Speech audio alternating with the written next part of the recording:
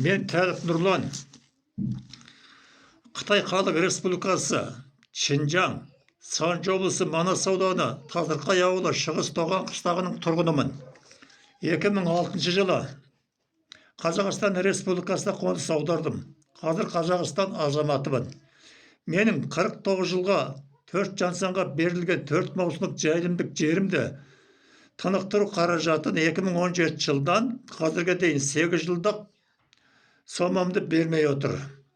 Және 4 жансанға 30 жылға берілген 4 бұл егістік жердің сомасын 2007 жылда қазірге дейін 19 жылдық сомамды бермей отыр. Сол кезде берген тоқтам қағазы қолымда бар.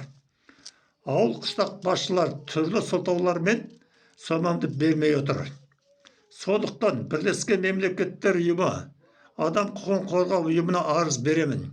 Және осы ісі мәл болғанша арызымды тоқтатпаймын. Нұрлан Тәліп, 2024 жылы 9 ай 2 күні.